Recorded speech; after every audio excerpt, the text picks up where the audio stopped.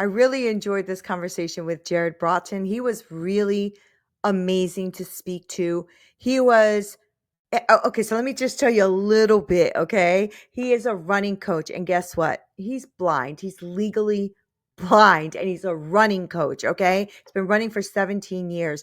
I want you to hear the story, and I want you to hear the whole thing because it is super inspiring when you see someone not make excuses for the things they are going through in life and do something most people do not expect them to do. I think you're going to love this episode. It's going to super inspire you. So I cannot wait. Let's do this.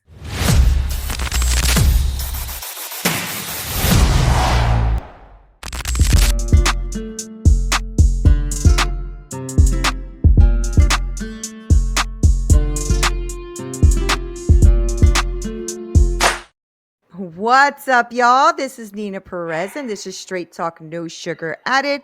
I want to thank you guys so much for hanging out with me. You guys are such an amazing community, and you know I go around this amazing planet finding the best humans I can find to come on here to grow, challenge, and transform your thinking. And today I found such a really cool dude to share with all of you. And his name is Jared Broughton. And Jared is not just a professional running coach and a mentor. He's a testament to resilience and determination because despite being visually impaired and legally blind, okay, Jared has excelled as a former carded para athlete and he's dedicated 17 years in running with unwavering consistency. Now, what sets Jared apart is his mission to help both aspiring and experienced runners achieve their athletic performance and fitness goals while navigating busy schedules. Now, his personalized training plan and coaching approach don't just focus on physical fitness,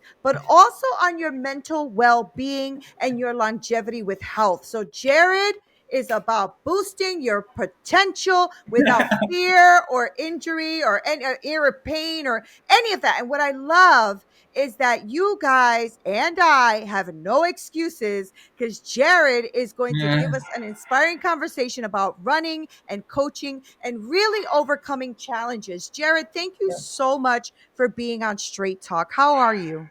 I'm okay. Yeah, it's been a crazy week because I'm still recovering from the Boston Marathon, so Oh my I'm still a gosh. little out of it right now. Whoa. Okay. We could have rescheduled, you could have you needed like a day of rest, I think. But I'm really glad you're here. How was the marathon? It was okay. It was rough. It was rough. It was a hot day. I wasn't ready for the downhills. Mm, It's one of the hardest marathons in the world, so it lived up to its potential. But I oof, met some wonderful people. good. It was very nice there. I'd never been there before. I qualified for it, so it's I it was like my Olympics. So it was very special, and I learned a lot of I've never been in this much pain before. So Oh, Jared, I'm sorry. I'm so sorry you're going through that. Jared, you know what? I like my audience to get to know who you are. So if you don't mind, tell us, who are you, Jared? Who are you? Like, tell us a little bit about yourself, your background. yeah, so I'm 34. I live in Gatineau, Quebec, but I was born in Ottawa. I went to a boarding school for most of my life, growing up as a child at least, in Brantford, Ontario. It's called WS McDonald School for people that are blind and visually impaired. I got into running because of a running of a gym coach slash track coach who was also vice principal. This guy was like jack of all trades. He was like a second dad to me. He meant everything. He never gave up on me. He gave me so much of his time. And then one year before I was about to leave to go back to a regular school because I wanted a change. I missed my parents. I missed my brothers. I wanted have a regular childhood, finishing high school. He said to me, I'll never forget it. He said, "Jared, you have potential. Don't waste it." And because I can't play Wow. regular sports because I can't play baseball, basketball, Right. soccer. And he saw that, well, you may not be able to do these other sports, but running, you have to excel at this because, you have to embrace the things you are already good at. And I think it was that singular statement that really changed my life, that he believed in me even when my parents didn't. So it was like, I wanted to be him one day. I Right. came back to regular high school. I got a fitness and health diploma from Algonquin College in Canada. I have an office administration diploma, so I have a background in admin and fitness, and I also have 2,000 hours of volunteer experience in the Wow. fitness industry, and in admin as well. So I've accumulated that because I had such a hard time finding work. And this was all when I was trying to make a living as a personal trainer. So I had a background in that. But then my friend of mine said to me a year ago, said, you could be a really good running coach, because I met her at a running group, and she could tell, man, this guy knows a lot about running. And if it wasn't for her, I wouldn't be a running coach, basically, Wow. because she said, it's like, yeah, well, I just kind of gave up on the idea that of the business aspect, but she believed in me, so I just kind of re-pursued a niche in running, and just because That's I've been running powerful. for it for 17 years, since I was 17 years old. So That's really powerful, though, like a Jared. Okay, so yeah. I want to touch on that a little bit, right? So, how did you? Okay, so let's back up a little bit. So, when you started going to school and you started going into running, were you afraid? Were you fearful of No, running? Being no, visually impaired? No. not really. No, I wasn't afraid. I wanted to be as independent as possible, but I was babied and coddled, and Yeah, people of thought course. that the staff members thought less of us. Oh no, because they're visually impaired. They could get damaged. They could break like glass. No, we don't want to do that. No, but this teacher was very special. He worked at the school for 45 years. He had a passion for making a difference with kids, Mm, and mm, it really showed. I still contact him to this day, and so I think, but that school was more like, I didn't enjoy it at the time, because when you start a new activity, right? It feels yeah, rough. It feels my lungs were about to explode. My legs felt yeah, heavy. I didn't know what I was doing. Um, but sometimes it's just, you have to be like, sometimes you just need the right support team in order to get the momentum yeah. going. It's like business. It's like, well, any kind of activity or any That's hobby, really. fantastic. So tell me a little bit about that though, Jared, right? Being Mm. visually impaired. So do you have like a method that you have to No. use so that you don't fall, or so Yeah. that you don't trip on something, or is there somebody Uh, with you? How does that work? well, I have a just enough site where I don't need a guide, but if I'm running on a new course or a new race like Boston, I had two guides. So the first guy would run the first half with me, just to avoid potholes, railroad tracks, Mhm. divots in the road, curbs. Oh, here's the sidewalk, here's the grass, just in case I didn't see things. So lighting is a Right. big thing. Glare. That's why I wear sunglasses, so they help me with the glare, because then I can't see well. Then I'm squinting, and then it's just a whirlwind of difficulty. Mhm. Excuse me. The trick is to I memorize routes, so I do the same route over and over again, or I change Mhm. it up, or I find route where it's just like it's a progressive confidence builder.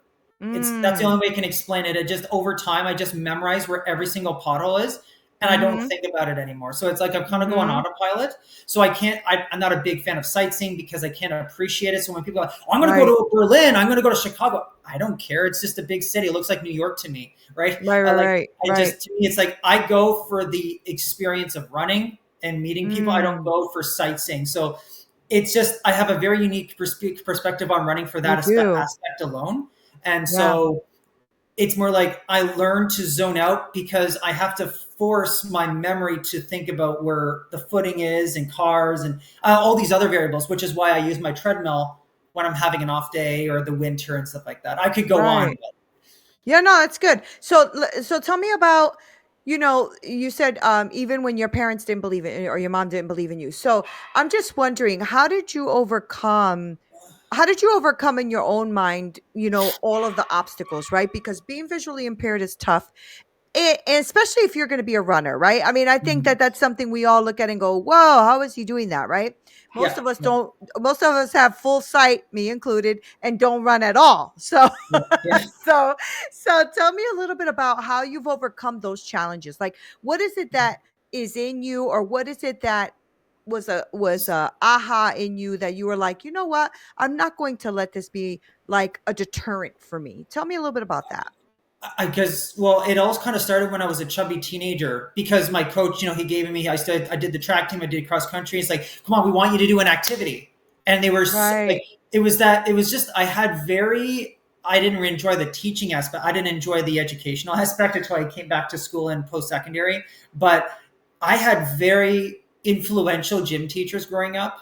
Oh And they goodness. like, oh, Jared, come on, you got to try rollerblading, you got to try swimming, you got to try some activity. You can't just be hanging out in the room playing video games. And I think that was such a profound impact on me. Like, damn, I wish I want to have that effect on someone one day. Yeah. I don't know. I So don't know how to good. explain it. It had nothing to do with my vision. It was just the fact that I was at a school where it was already concentrated on activities that we can do already. So I didn't Right. have to think about it. But it was when I came back to regular school, I couldn't compete with other people, regular sided Right. people. So I was like, Mm-hmm. running was the one thing that I could do. Whereas like I could lose weight, stay healthy, be consistent at it, and my vision doesn't prevent me. So those four things alone were like, it was like a eureka moment, like light bulb ding. Yeah. Yeah.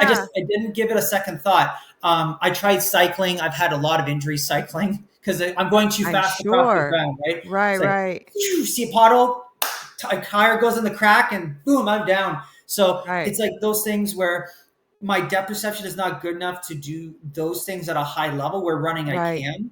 Right. And so I embrace it because, well, it's like, I don't know. I just, I mean, everyone's good at something. It's just a matter of finding it out. I think that's all part of life, I guess. Mhm, mhm. It is a part of life, and, I think that the reason I really liked speaking with you even the first time we spoke is your no nonsense, no excuse type of attitude. I think it's phenomenal. And I Yeah. think, a lot of us who are entrepreneurs or, starting new things or getting healthy or whatever those things are, Yeah. tend to have a lot of excuses, Jared. What Um, excuses do you give yourself? Do you give yourself any? well, I mean, I kind of have like some excuses are good. Like, it's a good excuse. Like, for Uh-huh. example, I can't do trail running. Right, right, I right. would need a guide. Some people think it's a mindset thing, but you could tell that the people that are saying that don't understand, Right. right? Like, I can't do Right. trail running. It's really blizzardly outside. I don't have the concentration. I'm going to be on the treadmill. So it's like I take little, I take when I'm trying to make it an excuse, I always try to find a compromise. So Right, it's right. like a relationship with yourself. Like, okay, well, my wife always wants me to, my wife wants me to do the litter.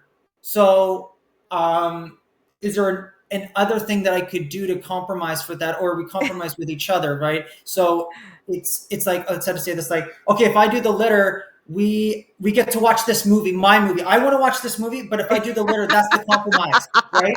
We get to watch Yeah. something I want to watch tonight, Yeah, right? yeah, So yeah. it's like, okay, you can make this excuse, but you have to find like a loophole to Right. compensate for it. I think that's I the freaking love strategy. that. Yeah. Yeah, I love that, Jared. That's yeah, so good. yeah. That's so good. So tell me about now, like, okay, so about a year now, you're doing your coaching thing, you're helping people out, all that kind of stuff. So talk to me a little bit about your program. You don't have to give Yeah. me everything, but I do want Yeah. to know for those who are listening, right? Who are looking to start running and don't really know how to start. Let's start with that kind of person. Um, What do you do with people in your program? I just like I see it more of like, because let's put it this way, everyone's different. So I don't do like I know a lot of running clubs and other running organizations that do just group night, group Mhm. workouts, but it's not like group fitness. You can't just put five people in a room and assume that they're all going to be successful at that one workout. Right. Right. um, that's the beautiful thing about coaching, is it has to be individualized. If you take a woman of like you, same height, same hair color, even same eye color, same background, same level of experience, been running for the same amount of time, being active, same age, et cetera, you get the idea. Even if all those things factor, the one thing we cannot measure is physiological. You are so Right. physiologically different, you cannot see it. It's all physiological, it's all inside. It could be your calf is 2 centimeters slower than that other woman. That Right. Right. automatically is a different program, because that means that she is less likely to get injured than you. Wow. So therefore, the program has to be different. So Right. that's why it's I love when people, it really resonates with people when I explain it in this kind of example, Yeah. because it's like, really. So that's why it's one on one, because running is a very individual sport, but it doesn't have to be. It's just a matter of like finding the right community, having people to run with. but not Yeah. necessarily following the same program, right? Like everyone's at different speeds, different experiences. So if you're Mhm. a beginner, it's a kind of about just getting out the door, just learning how to get out the door really and making it Yeah. easy. It Yeah. sounds cliche, but I've heard this in countless running books is the hard, or I hear this in quotes all the time. The hardest part is getting out the door or putting on the Right. shoes or whatever, right? Yeah, So it's it's just kind of true. like creating a routine. So first create a routine, just learn to get outside the door and just learn to run one like run, walk, run, walk, run, walk. And eventually you'll be so tired of stopping to walk, you'll want to keep running without Right. stopping. That's Right? so It's good. like it's like people Yeah. don't these beginners don't understand what it takes to start from run, walk to complete a marathon, regardless of your level or speed, right? It just Right. there's like yeah, you could say there's talent involved, but the thing is talent a famous quote, I love this quote. Talent can't work if hard work is not doing anything, right? Right. Your talent can't wake up. If you could have all the talent in the world, like you could be an Olympic gymnast, right? Let's use an example. Like, let's say you have the talent to be an Olympic gymnast, but you never go to the gym. You'll never Right. see that talent because you're not Mm, in that environment to excel. that's so good. That's so good, Yeah. right? And I think Yeah. that's what I want everybody who's listening to Yeah. hear because, also you're not going to do this overnight, guys. Yeah. This takes work, right? Like it's like with Yeah. anything in life, a new career, a new business, a new whatever, a new health plan, whatever. It takes work. And I think that's one of the things that happens, Jared, is a lot of Mhm. people think that they have to start something and they should be pros within like a day or two. No, And that is no, not no, the case. Let me no. ask you this. As somebody who doesn't run, I don't run. I, Okay. I would like to run one day in my life, but I don't Woo. run. So tell me something.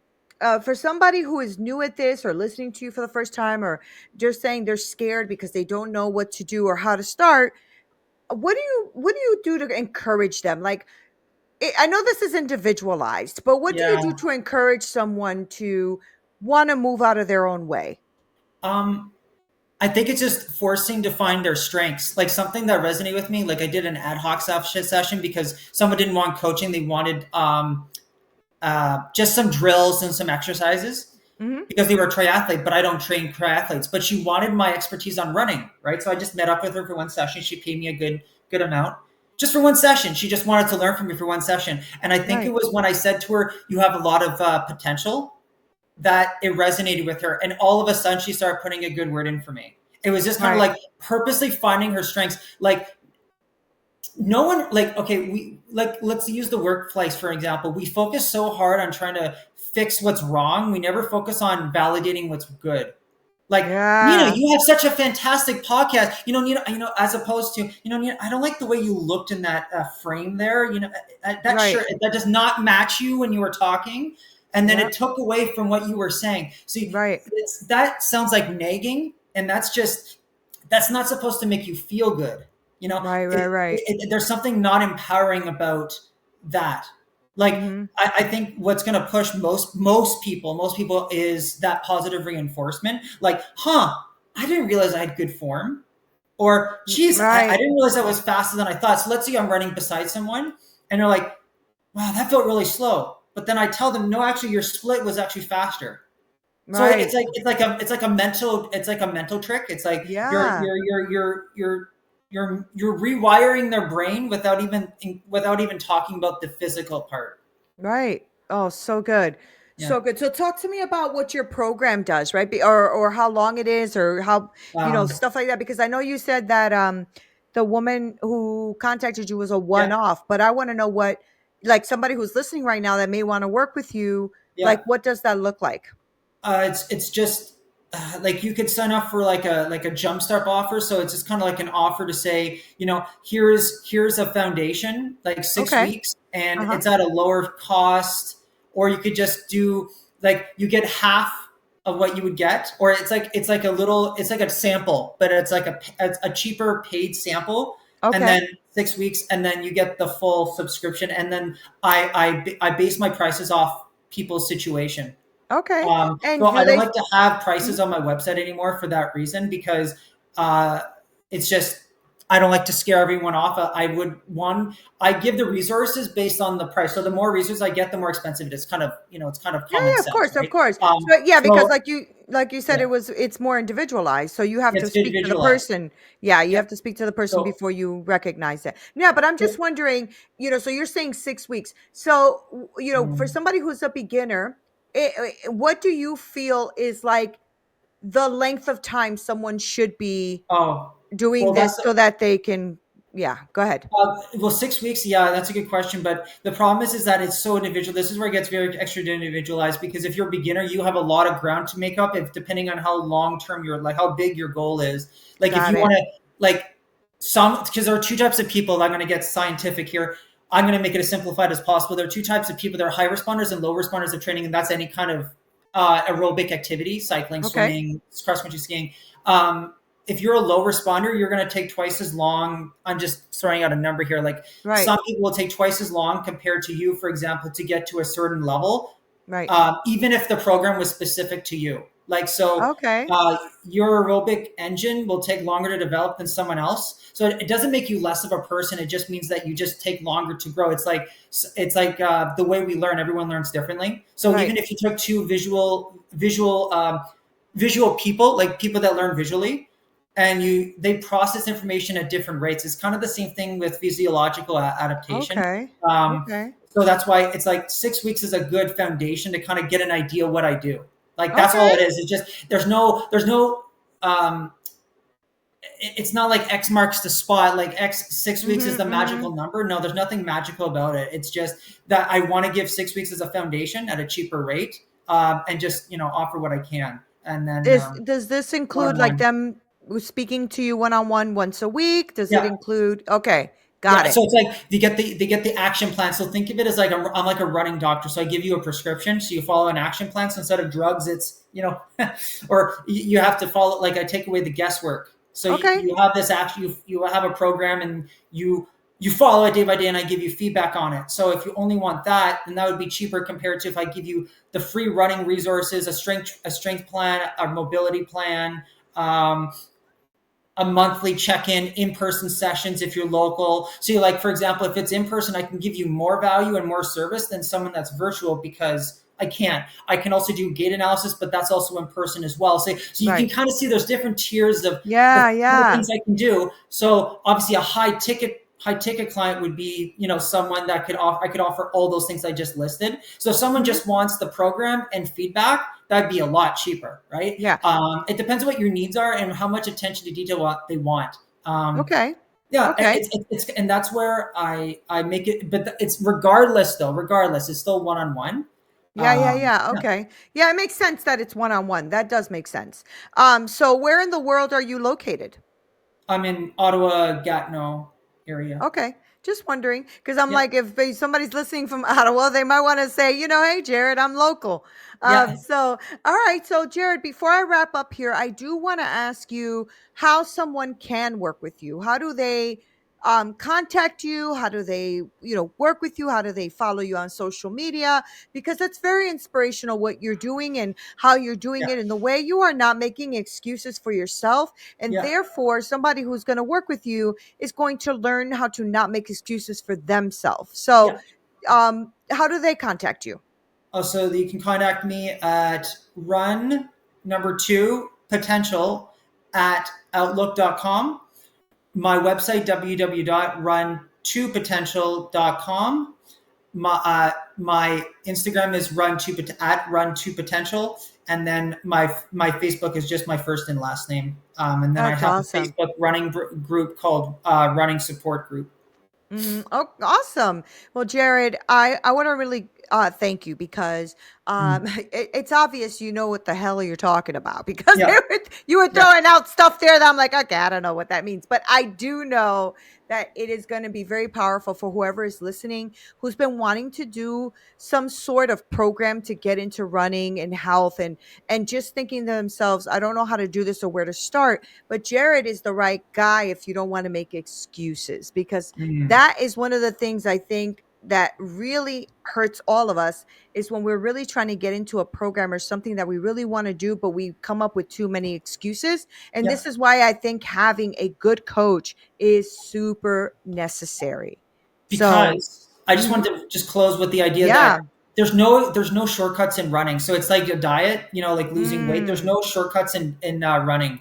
Like if you want a particular running goal, or if you're doing a particular race and you want a time goal, there's no shortcuts. You do the wow. mileage or you don't do the mileage. I can't do the Mm, mileage for you, so that's what I can say about that. Like that's why you can't make excuses. But the advantage with the coach, running coaches, is that I take the guessing work and you have support. You have a support yeah. team on the side. You could have physiotherapists, you could have um, of a massage therapist, etc. So it's just kind of like the more support team you have, the more successful or more likely you are to reach your potential. That's so good. Yeah. Thank you so much for being on Straight Talk, Jared. I appreciate you. Thank Yeah. you. Thank you. My Thank you. pleasure. Guys, thank you so much. I'm going to make sure to link all of Jared's information below because I want to make sure that you follow. Check out his stories, check out his website, Mm-hmm. book a call with him. He gave you his email. I'm going to put that below as well because I think it's super powerful when you have people that could make a lot of excuses in life and people would accept it. If Jared would have said, I can't run because I am legally blind, people would have been like, oh, it's okay, Jared, you don't have to. And he could have literally went down that direction, but chose otherwise. And this is what I'm trying to say to you. These are good humans. He is a good human on this planet trying to impact as many lives as possible. Yeah. So, guys, don't make excuses. Push yourself forward because the more you push yourself, the more proud of yourself you're going to be and the more you can accomplish. So, thank you guys for hanging out. Make sure that you like, share, subscribe, and send this to someone who needs to be inspired. I love you guys so much. This is Neena Perez, Straight Talk, no sugar added. Until next time.